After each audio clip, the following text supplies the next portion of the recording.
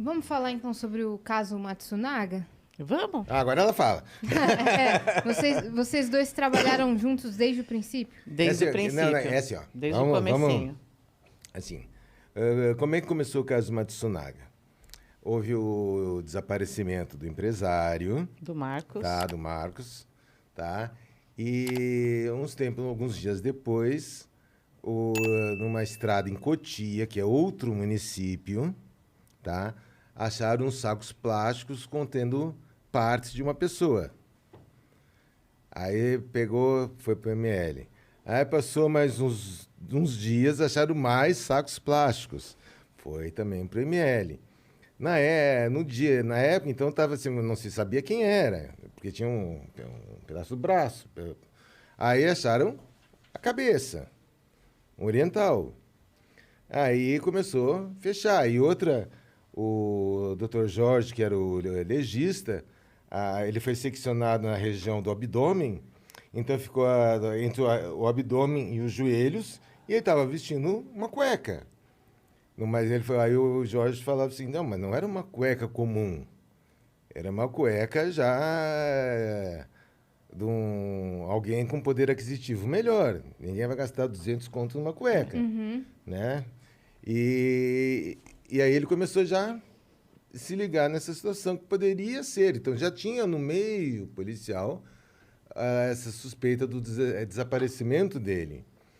Então, o que aconteceu? Quando nós fomos acionados, mais uma vez de plantão, né? Aí a chefe ligou, você tem condição de atender o local assim, só que está em segredo, não pode falar nada, fazer luminol. Tem. Porque mesmo no caso de pessoas desaparecidas, existe perícia, né? Então, você vai buscar algum vestígio, algum indício no último local que essa pessoa foi vista, para ver se existe alguma coisa que te indique que aconteceu um crime, né? Ou senão a pessoa fugiu só, né, realmente. Então, o departamento de homicídio, que a nossa perícia faz parte, ela tem a delegacia especializada em pessoas desaparecidas. É dentro do DHPP. Então, é a mesma perícia, que vai tanto fazer a pessoa desaparecida, como vai fazer o homicídio. Então, nós fomos acionados, inicialmente, com um boletim de pessoa desaparecida. Certo. E aí, quando estava o luminol marcado, já apareceu a primeira parte do corpo, né? Não, já tinha aparecido as partes. Só a cabeça que não, né? Lembra? Não, já tinha aparecido as partes, tanto é... Em Cotia, é verdade. Tá, tanto é que o seguinte, vamos dizer, verdade. sabia que eu tinha encontrado... A gente optou pelas banheiras. Já sabiam que era o Marcos, tá? Que havia sido esquartejado, né? A família reconheceu. Aí tá... Tanto é o quê? Quando nós fomos fazer o luminol, o cara foi esquartejado. O que é o luminol? O luminol é o seguinte, é um reagente químico que ele reage, inclusive, com sangue, com diversas substâncias e sangue. Então, vamos dizer, manchas latentes, onde eu não consigo ver. Eu colocar luminol, ele vai dar uma luminescência fraca. Então, eu tenho que fazer esse trabalho à noite, com luzes apagadas. É aquela luz negra? Não é a luz negra. Ele, por si só, ele vai ficar brilhante. Ele vai dar um brilho. Entendi. Ele vai ficar um azul neon, assim, sabe? Ele reage na substância ferrosa.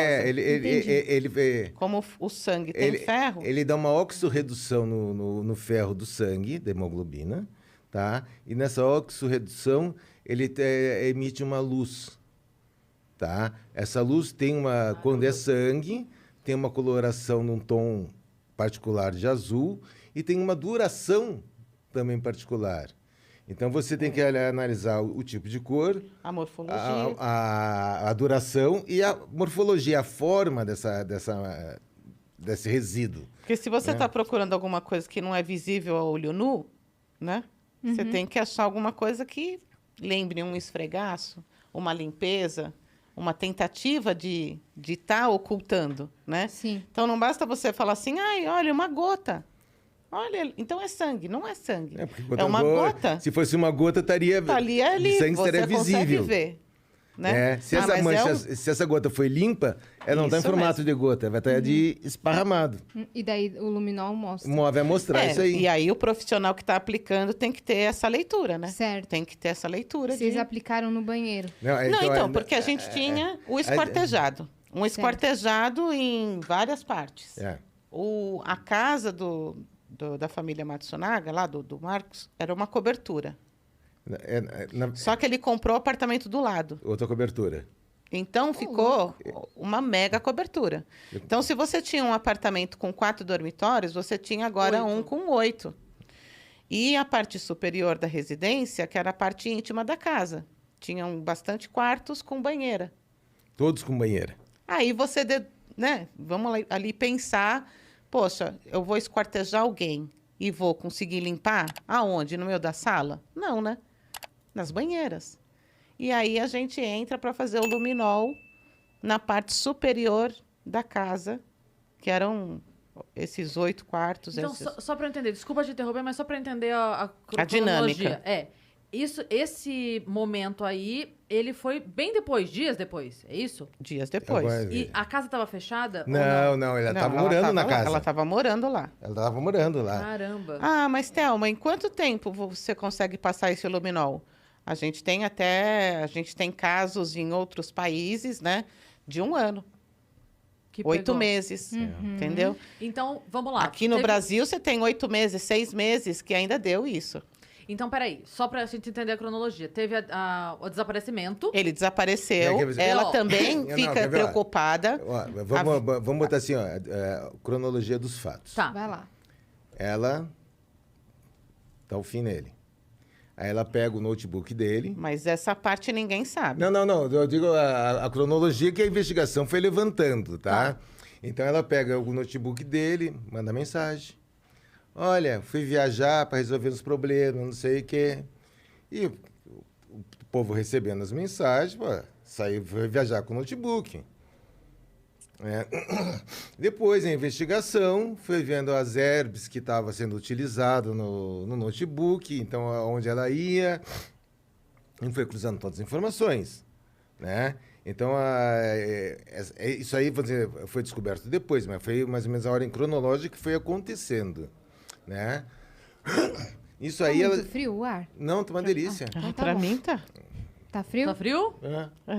Eu nunca morei no Rio Grande do Sul. Eu tô com uma blusa aqui, você quer um casaco? Não, daqui a pouco eu trouxe, eu ponho. Desculpa interromper. É Você tava com gaúcho. pigarro, eu achei que você tava com Não, gaúcho, pra ele tá aqui, uma graça. Aqui, tem que tirar os tênis daqui a pouco. Tá confortável. Né? E aí, o que acontece? Nisso aí, nesse meio tempo, ela matou, ela botou os corpos numa mala, carregou o carro dela, foi em direção a Londrina, né? Lá pelas tantas, ela resolveu voltar. Tá? Então, não se sabe exatamente até onde ela foi. Ela disse que volta, aí foi para essa estradinha em Cotia, que tinha Arras ali perto, que ela frequentava, outras situações, então era do conhecimento dela, e ela resolve deixar os pedaços do Marcos. Ela tinha feito a viagem até quase Londrina com o corpo no carro? Ela foi assim... Na cabeça dela, sim. Ela disse... Na minha, não. Não. Ah, tá. Isso é o que ela disse. Ela disse. Isso é o que ela disse. Meu Deus. Tá, calma. Então, ela disse que foi até lá, desistiu e voltou. No meio do caminho, resolveu voltar. Né? Foi a história que ela contou. 5 horas com o corpo esquartejado dentro do carro. E aí, na hora de jogar, joga beirando a estrada. Beirando a estrada. Desculpa, não entra na minha cabeça. Não entra na minha cabeça. Então, assim, eu vou picar o cara, vou colocar na mala, vou transportar, vou limpar a casa inteira e não sei o quê. Vou para casa de não sei da onde e na hora de jogar o saquinho, eu vou jogar beirando a estradinha? Ah, mano, Para. O que não, você para. acha que aconteceu? Eu acho que tinha alguém ajudando ela. Eu acho que eu pico e você desova. Não, então, Só eu que acho tem você mais- está desovando, você não Eu tem não tô tanto muito preocupada. comprometimento. Não, mas tem E mais sacola coisa. azul ainda. Não, Super mas- chamativo. não, Ah, com a eu- fitinha vermelha que a gente... É. Eu Depois tô a gente calma. volta nesse, Tá, eu tô nesse, calma. nesse, Tá, eu tô calma. nesse Eu tô ponto, calma! né?